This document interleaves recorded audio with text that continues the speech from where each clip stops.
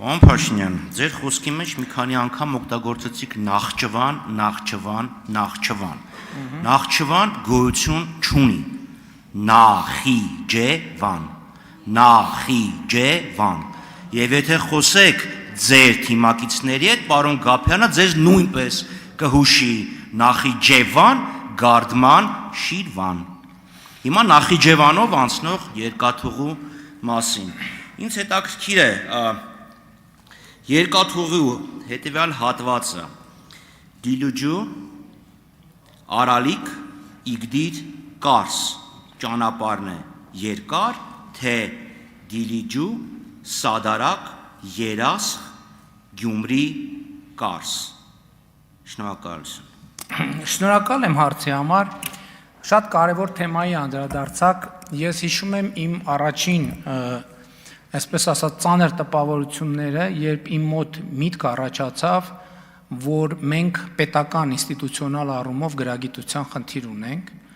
Դա մոտավորապես 2007 թվականն էր, երբ որ հիմա ուղղակի ես փաստերը ժամանակ անցել, գուցե շատ ճշգրիտ բան չանեմ, չհիշեմ, խնդրում եմ ես մասով մի քիչ բան եղեք, ներողամիտ եղեք, բայց ընդհանուր գիծը տրամաբանական 100% է։ Երբ որ արտաքին գործերի նախարար Վարդան Օսկանյանը միտեղ խոսելով ասել էր, որ Նախիջևան բառի հենց ծագումը նշանակում է, որ դա հայկական տարածքներ են, որից հետո ես այն ժամանակ շատ սերտ գործակցում էի պատմական գիտությունների դոկտոր Լևոն Տեր-Պետրոսյանի հետ, եւ ես հիշում եմ, որ ընդ որում այդ ընդդիմություն, իշխանություն, այս բանի բանավեճի հետ էր, եւ հայկական ժամանակ թերթի խմբագիրն էի, եւ ես հիշում եմ, որ Լևոն Տեր-Պետրոսյանը եւ Աշոտ Սարգսյանը, էլի պատմաբան, մի երևի թերթի 2 էջանոց հոդված գրեցին, որի ընթերցումը ինձ համար տենց շատ բան էր,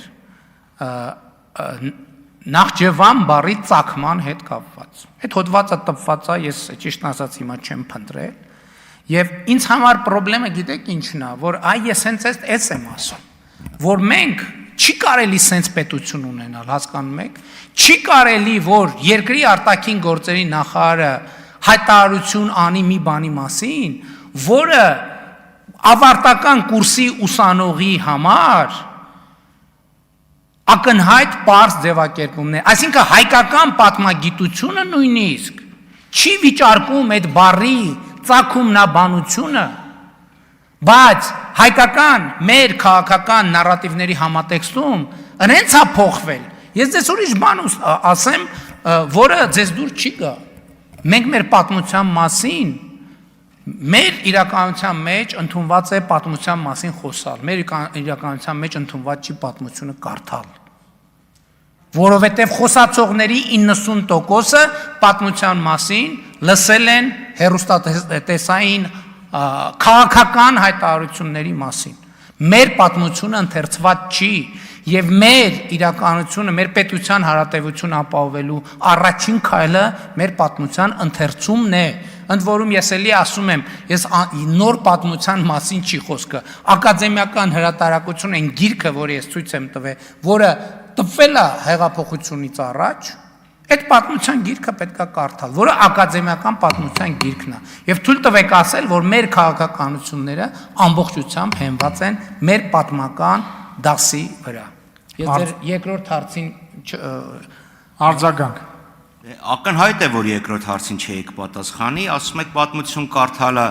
ընդունված չի, բայց կարծում եմ ընդունված կարգ է, որ վարչապետը կարդա իր կառավարության հեղինակած ծրագիրը, որի 97-րդ էջի վրա ներքևից 6-րդ էջին գրված է, տեղին ներեցեք, երազք Նախիջևան։ Հենց որ ուրիշներին որ խորհուրդ եք տալի կարդալ պատմություն, ես խորհուրդ եմ տալի կարդալ ձեր իսկ գրած ծրագիրը։ Իսկ իրականությունը երկրորդ մասի վերաբերյալ հետևյալում է, ճանապարհը մանավանդ որ կառուցվում է Թուրքիայի եւ Ադրբեջանի կողմից, Դիլիջու, Արալիկ, Իգդիր, Կարս, մոտ կրկնակի ավելի կարճ է, մոտ կրկնակի, քան թե Դիլիջու, Սադարակ, Երասխ, ախուրիկ կարս, հետվաբար որ ներդրողը, ես կուզեի տեսնեի այդ որ ներդրողն է, որը երկար ճանապարհն է նախընտրում, կարճը թողած, մանավանդ որ շինարար կազմակերպություն երկրները արդեն սկսել են կարս իգդիր, արալիկ դիրիջու ճանապարհի կառուցումը, իսկ փետրվար ամսին Մյունխենում Ալիևը մի անգամից ներողություն եմ խնդրում, մի անգամից sense ոտի վրա կտրեց, որ ինքը երբևէ դիտարկելու է երաս սադարակ ճանապարհի կառուցումը։ Շնորհակալություն։ Քանի որ ես զբաղվել եմ այս հարցերով, ասեմ, որ կրկնակի կարճ չէ։ Այո, մի քիչ կարճ է, բայց ոչ կրկնակի։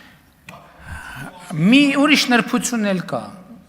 Ախուրիկ երաս երկաթուղին գոյություն ունի այսօր։ Այսինքն ընդամենը փոքր ներդրումներով այն կարելի է օգտագործել։ Եվ ով է այն ներդրողը, որը պատրաստ է գնալ այդ ներդրողին։ Ես գիտեմ այդ ներդրողը ով է, այդ ներդրողը Հայաստանի Հանրապետությունն է, որը իր երկաթուղին մրցունակ դարձնելու խնդիր ունի։ Հայաստանի Հանրապետություն եւ այսօր Հայաստանի Հանրապետությունը բան արել, սկսել է այդ ներդրումը։ Եւ եթե այդքան ներդրումային վատ միջավայրը շատ լավ, ասում ենք այդ ներդրումային վատ ակտիվը տվեք մեզ, կամ տվեք, եկեք պայմանավորվենք երրորդին տանք։ Համեն դեպս այդ վարժությունը կարող է տեղի ունենալ, երբ որ մենք սկսենք այսօր պատրաստ են, ես գիտեմ, որ կան ընկերություններ, ովքեր պատրաստ են $400 միլիոն վճարել։ Եկեք թողենք շուկային։ Ինչ վերաբերում է երկրորդ հատվածին հարցի, հաջորդ առիթով կպատասխանեմ։ Իմ մոտ նշեմ, որ չեմ